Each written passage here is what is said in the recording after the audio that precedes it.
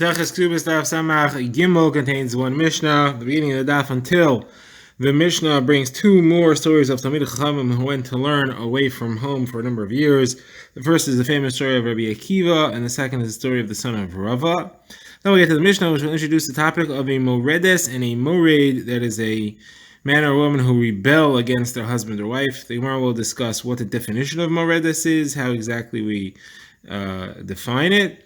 Then we'll talk about what the halacha is, how we attempt to turn them back from their merida, and what they lose as far as their ksuba is concerned. Of course, the husband could lose by having to owe more of a ksuba. So let's begin. The Gemara says that Rabbi Akiva was the shepherd of Ben Kalba Savua. Kalba Savua was a very wealthy man who he was called that because anybody who came to his house hungry as a dog would leave full. He did a lot of tzedakah, and the daughter of Kalba Savua saw that Rabbi Akiva was tzniya umali, he was modest and had well-mannered character traits, and she understood that he had the potential of being a great Talmid Chacham. So she said to him, "If I marry you, will you go learn in yeshiva?" He said yes. So they were niskadesh, they had kedushin in secret.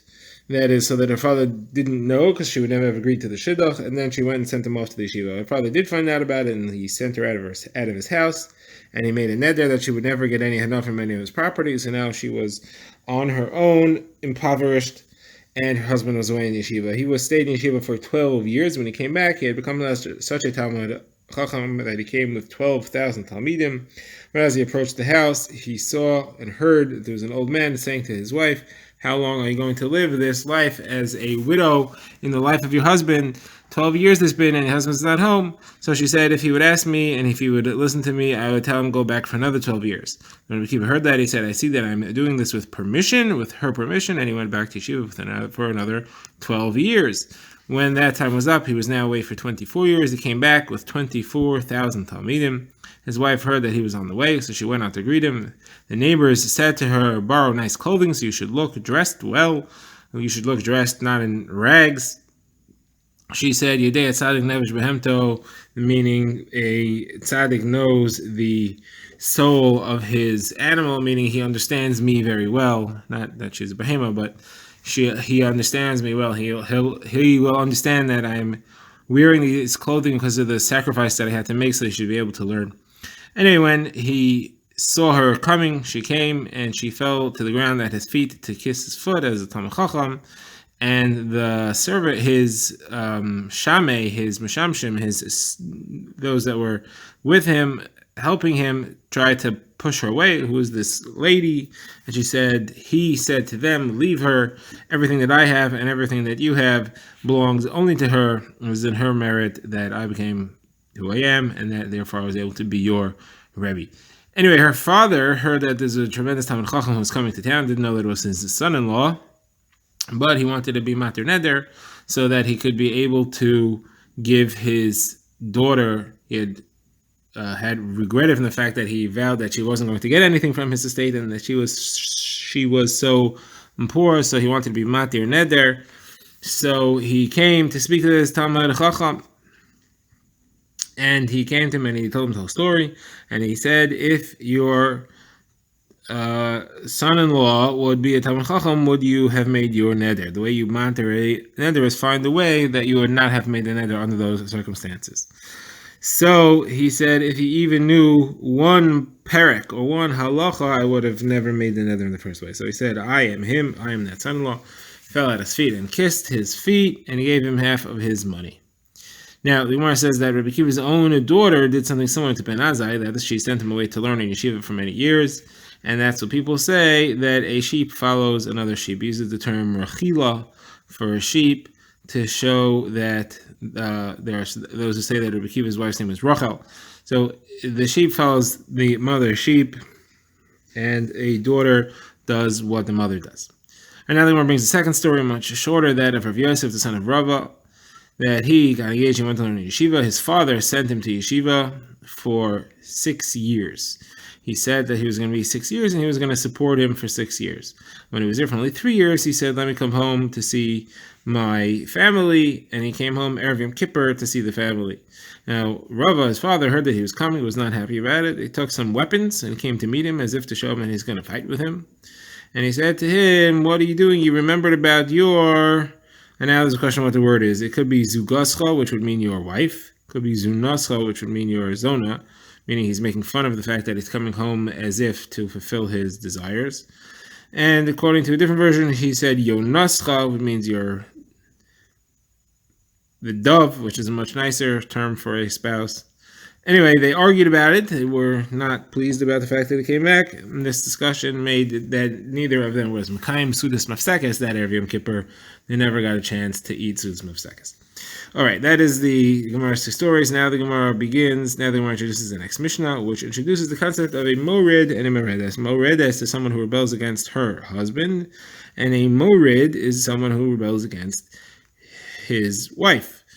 The Gemara will define what exactly this merida is. But the halacha is that they lose some of their rights, and it's taken off in a continuous basis to try to get them to go back from what they did. So the woman who's morid loses her ksuba bit by bit, the amount of 7 dinarim per week according to the Tanakama, and 7 tarpikin per week according to Rabbi Yehuda. The Gemara will explain on the next daf what tarpikin are. It's a smaller coin. Now, the man, he loses, if he's morid, by adding to the woman's ksuba, and her ksuba only goes up by 3 dinarim per week, or 3 tarpikin per week, according to Rabbi Yehuda. The Gemara will explain on a different daf why she loses at the rate of 7 per week, and he loses only at the rate of 3 per week. Now, says the Gemara, when they're losing, how far do you go? So the Tanakama holds that only until the full value of the ksuba. Once she has lost the full value of the ksuba, she doesn't lose any more. You give her a divorce, and she goes, and she doesn't get any ksuba. Rabbi Yaisi says she can keep going down, even less than the ksuba. Now she owes the money, and if she gets any yerusha, or she gets any money of her own, she'll end up having to pay all of it. And it can go as far as it goes. She'll keep losing as far as it takes. Now we begin the Gemara. Before the Gemara discusses the treatment of a morid or moredes, the Gemara discusses what is the definition of morid and moredes. What does it mean to rebel? So it's a machlokes. Rav Huna says it means that they withhold the tashmish hamita from each other. The moredes withholds it from her husband. The morid withholds it from his wife. Reis Barchanina says that they're not doing the work that they're supposed to do. So the Gemara's question is, of course, according to Reis Barchanina, that it's work. A man does not have to work for his wife. The woman does work for her husband, but you don't find that the man needs to do any chores for his wife or give her any maisidayim, give her any proceedings from his work. So what could it possibly mean that mored and moredes refers to work? So the Gemara says no. It means the equivalent of work, which is that he has to support her. He has to give her his mizonos and parnasa. That's in exchange for her work. And therefore, that's what it means that if he says, I'm not going to support her, then he's a morid. Now, the Gemara's kasha is, how could that be what it means? Someone who says, I'm not giving her parnas and support, he has to divorce her and give her ksuba. So what do I mean when we say that we add to the ksuba bit by bit? We say he has to divorce her. Gemara says, no, what it means is that as long as we're negotiating with him and trying to get him to change his mind, it can take a couple of weeks while we try to convince him that we don't make him divorce her right away. We try to talk sense into the guy.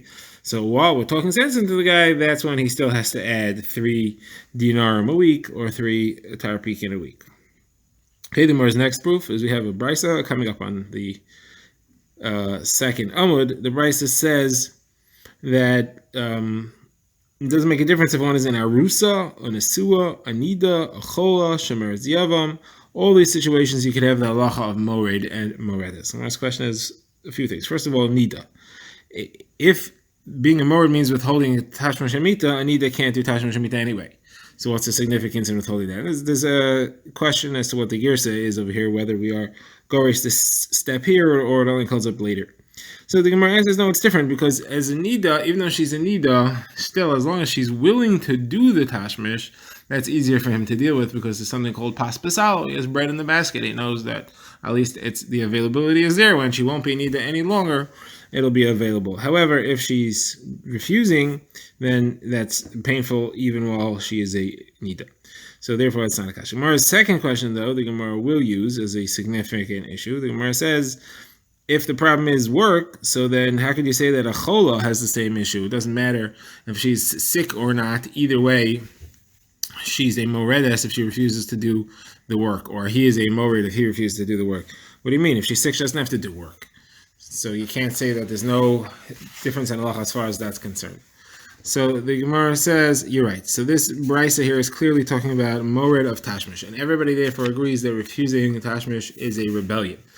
Their machlokes wasn't about the tashmish that they all agreed to. The question was, does refusing to do work, lack of malacha, does that count as a merida, as a rebellion as well? And one says yes, one says no, but either way, that's not what this brisa here is referring to. The Gemara now brings the brisa we just quoted in full, and the line we quoted is only the end of the brisa. The brisa actually brings three different opinions as to what we do to deal with a moredes. So first it says, the first opinion is that she loses 7 dinar a week. Rabbi Yehuda says she loses 7 tarpik a week. And then the Gemara brings Rabbi Seinu. This is a new opinion. And the Rabbi Seinu said that we voted and we decided we're not going to do this going down, this reduction of her ksuba bit by bit. Instead, we're just going to warn her 4 times. We make 4 announcements in shul in 4 different weeks that this is what she's doing, this is her behavior, and she's going to lose her full ksuba if she doesn't back off. And then we send messengers for each of these, and then if she does not, she loses the entire ksuba in one shot. And we warn her, we tell her, even if your ksuba is 100 money, you're going to lose the whole thing in one shot. And the brisa ends off, it doesn't matter if she's an arusa, nesua, nida, or cholo, shemeres yavam. Here the Gemara brings the step about what is nida. How is there a tashmish issue for a nida? Chibur Yosef asks Shmuel, she's a nida, what's the problem of a tashmish? And our answer is no, it's because of paspasalo. All right, now the Gemara says the opinion of Rami Bar Chama. He points out that when we make the announcement, we do it in shul, in Beis Medrash or in the Beis Knesset, so that everybody could hear. And Rava says that's obviously clear in the brisa itself because it says we do it 4 weeks. It implies 4 Shabbos. You do it on Shabbos when everybody's in shul. Now, Rami Bar Chama also says you send messengers to her to negotiate twice, once before and once after each announcement. Now, who's the halacha like? Do we do the week-by-week reduction, or do we do the 4 warnings? Which system do we use? So Gemara has a machlokes as to what the halacha is. Gemara says Rav Nachman bar Rav Chizah said the halacha is like Rabbi Seinu. We do the 4 warnings, then she loses everything. Rav said that's a mistake. So Rav Nachman bar Yitzchak said, why you say it's a mistake? I said it over, and I said it over in the name of a big person, Rav Yossi bar Chanina. So some discussion as to who the halacha is like. What did Rava hold? Why did he say it's a mistake? So their machlokus is, do we try to get her to change her mind or not? If we're negotiating with her, trying to get her to change her mind, then while that negotiation is going on, we need to have a weekly reduction. According to the opinion that we just warn her 4 times, there's no negotiations. We tell her what it is, and that's it. All right, now the Gemara discusses the definition of moredes again. So Gemara says, it depends, now we're not talking about what she's withholding, but now we're talking about what her replies are when we negotiate with her. If she says, I want to stay married to him, but I want to cause him pain, obviously she's angry at him, so then there is a relationship here that she wants to salvage. Either she wants to stay married to him, or she wants a ksuba, she wants something. So then we could negotiate with her, we could tell her it's not worth it for you, and give threats to try to get her to change her mind. If she says, I'm not interested in him, I don't want to stay married to him, and I don't want the ksuba, I don't care, so there's nothing to talk about. So then let him just divorce her right away. There's no ksuba, let her go, that's it. There's nothing we can do about it at that point. Now, the Gemara says, Mar Zutra disagrees with that point. Mar Zutra says, even in that case, we should still discuss with her and try to get her to change her mind. The Gemara says that incidents one happened with Mar Zutra, and he had a case like that, and he did get the lady to change her mind, and they stayed married and gave birth to none other than Rabbi Chanina Misura. So that shows that they were able to live with love afterwards, because otherwise they would not have come up with a Talmud Chacham. It can only be born from a loving relationship. So Gemara says that's not a proof. Because there was a special siyata d'shmai there. There was a special help from Shemayim to help that situation out. And now the Gemara brings another story with a halach shaila within it. The Gemara says that the daughter-in-law of Rav Zvid rebelled against her husband, the son of Rav Zvid. and they were taking things away from her, and she grabbed onto a silk piece of clothing, a silk robe, which belonged to her. It was part of the nadin that she brought into the marriage. So the case came before Meimar, Marzuch, and Rav Ashi, and Rav Gamda was sitting there also. They were discussing, does she get to keep the clothing that she grabbed, or does she have to give that up, just like she has to give up her ksuba and everything else? So there's two versions as to what happened. According to the first version, they were saying that she loses her rights to keep the clothing, even that she brought into the marriage. She loses everything.